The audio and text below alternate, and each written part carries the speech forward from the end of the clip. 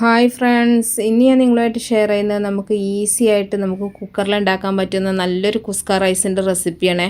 നെയ്ച്ചോറിനേക്കാളും നല്ല ടേസ്റ്റാണ് ഇത് കഴിക്കാനായിട്ട്. അപ്പോൾ ഈ ഒരു റൈസ് ഉണ്ടാക്കിയെടുക്കുന്നത് എങ്ങനെയാണെന്ന് നോക്കിയാലോ. ആദ്യം തന്നെ ഞാനൊരു കുക്കർ അടുപ്പത്ത് വെച്ചിട്ടുണ്ട്. അതിലേക്ക് ഞാൻ നെയ്യും ഓയിലും കൂടെ മിക്സ് ചെയ്തിട്ടാണ് ഒഴിച്ചിട്ടുള്ളത്. ഒരു 4 ടേബിൾ സ്പൂണോളം രണ്ടും കൂടെ ഒഴിച്ചിട്ടുണ്ട് കേട്ടോ. ഇനി ഇതിലേക്ക് ഞാനൊരു വലിയ സവാള ചെറുതാക്കി അരിഞ്ഞത് ചേർക്കുന്നുണ്ട്. ഞാൻ ഈ ഒരു റൈസിന് 2 സവാളയാണ് എടുത്തിട്ടുള്ളത്. ഒരു സവാള നമ്മൾ ഇതുപോലെ നന്നായിട്ടൊന്ന് ഫ്രൈ ചെയ്തിട്ട് കോരി മാറ്റിയെടുക്കുകയാണ് ചെയ്യുന്നത്. അത് ലാസ്റ്റ് നമുക്ക് ചോറൊന്ന് ഗാർണിഷ് ചെയ്യാൻ വേണ്ടിയിട്ടാണ്. കുറച്ച് അണ്ടിപ്പരിപ്പും മുന്തിരിയൊക്കെ സാധാരണ നമ്മൾ നെയ്ച്ചോറൊക്കെ ഉണ്ടാക്കുമ്പോൾ ഒന്ന് വറുത്തെടുക്കാറില്ലേ ബിരിയാണിക്കൊക്കെ, അതേ രീതിയിൽ തന്നെ നമ്മളിതൊന്ന് നന്നായിട്ടൊന്ന് മൂപ്പിച്ചെടുക്കുകയാണ്.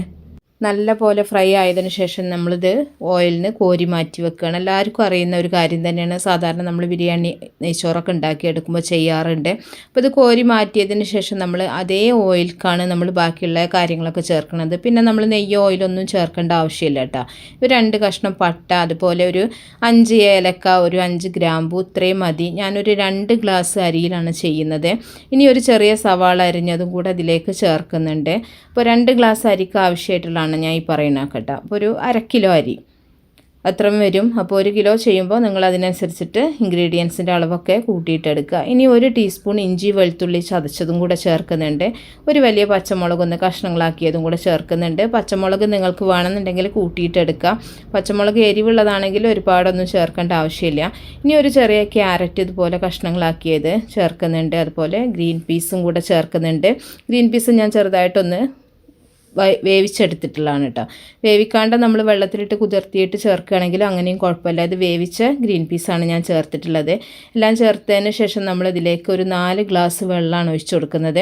2 ഗ്ലാസ് അരിക്ക് 4 ഗ്ലാസ് വെള്ളം എന്നുള്ള രീതിയിലാണ്. ഇനി ഇതിലേക്ക് ആവശ്യത്തിനുള്ള ഉപ്പ് ചേർക്കുക. അതുപോലെ 1 ടീസ്പൂൺ ചെറുനാരങ്ങയുടെ നീരും കൂടെ ചേർത്ത് കൊടുക്കുന്നുണ്ട്. ഉപ്പൊക്കെ നിങ്ങളുടെ പാകത്തിനനുസരിച്ചിട്ട് നോക്കിയിട്ട് ചേർത്താൽ മതി. ചെറുനാരങ്ങയുടെ നീരും ചേർത്തിട്ട് നല്ലപോലെ ഒന്ന് തിളക്കാനായിട്ട് നമുക്കിതൊന്ന് അടച്ചു വെക്കാം. തിളച്ചതിന് ശേഷമാണ് നമ്മൾ അരി ഇതിലേക്ക് ചേർത്ത് കൊടുക്കുന്നത്. ഇത് നിങ്ങൾക്ക് ബസ്മതി റൈസിലോ അല്ലെങ്കിൽ ജീരകശാല ഏത് അരിയിലും നിങ്ങൾക്ക് ചെയ്തെടുക്കാൻ പറ്റും കേട്ടോ. അപ്പോൾ നന്നായിട്ടൊന്ന് തിളക്കാനായിട്ട് നമുക്ക് വെയിറ്റ് ചെയ്യാം. നല്ല പോലെ തിളച്ചതിന് ശേഷം നമ്മളിതിലേക്ക് കുതിർത്ത് കഴുകി വാരി വെച്ചിട്ടുള്ള അരിയാണ്. നമ്മൾ അരി ഒന്ന് വെള്ളത്തിലിട്ട് ഒരു 15 മിനിറ്റെങ്കിലും ഒന്ന് വെള്ളത്തിൽ കുതിർത്ത് വെച്ചതിന് ശേഷം വാരി എടുത്തിട്ടുള്ളതാണ് കേട്ടോ. അപ്പോൾ അരിയും കൂടെ ചേർത്തിട്ട് നല്ലപോലെ ഒന്ന് മിക്സ് ചെയ്തെടുക്കുക. ഇനി ഇതിലേക്ക് കുറച്ച് മല്ലിയില അരിഞ്ഞതും കൂടെ ചേർക്കുന്നുണ്ട്. എന്നിട്ട് നമുക്കിത് നന്നായിട്ടൊന്ന് ഇളക്കി മിക്സ് ചെയ്തതിന് ശേഷം കുക്കർ അടച്ച് വെച്ചിട്ട് ഒരു 2 വിസിൽ വരുന്നവരെ ഒന്ന് വെയിറ്റ് ചെയ്യാം. അപ്പോൾ 2 വിസിൽ വന്നതിന് ശേഷം വിസിൽ ആവിയൊക്കെ പോയിട്ടാണ് നമ്മൾ തുറന്നിട്ടുള്ളത്. അപ്പോൾ റൈസ് നല്ല പോലെ റെഡി ആയിട്ടുണ്ട്. ഇനി നമ്മൾ നേരത്തെ ഫ്രൈ ആക്കി വെച്ചിട്ടുള്ള സവാള, അണ്ടിപ്പരിപ്പ്, മുന്തിരി ആ ഒരു മിക്സ് ഇതിലേക്ക് ചേർത്ത് കൊടുക്കുന്നുണ്ട്. നല്ല ടേസ്റ്റാണ്, അതുപോലെ നല്ല സ്മെല്ലാണ്. സാധാരണ നമ്മൾ നെയ്ച്ചോറ് ഉണ്ടാക്കുന്നതിനേക്കാളും നല്ല ടേസ്റ്റാണ് ഇങ്ങനെ റൈസ് ഉണ്ടാക്കി എടുക്കുകയാണെന്നുണ്ടെങ്കിൽ. ഇത് ചൂടോട് കൂടി തന്നെ നമ്മൾ ഇളക്കിയെടുക്കരുത്.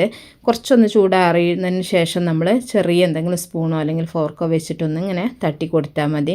വലിയ ഒരു തവിയൊക്കെ വെച്ചിട്ട് ഇളക്കിയെടുക്കുകയാണെന്നുണ്ടെങ്കിൽ പെട്ടെന്ന് തന്നെ ചോറ് കട്ടയായിട്ട് പോകും. അപ്പോൾ ചൂട് കുറച്ച് ആറിയതിന് ശേഷം എടുക്കുകയാണെന്നുണ്ടെങ്കിൽ നല്ല പെർഫെക്റ്റ് ആയിട്ടുള്ള നല്ലൊരു റൈസാണ്.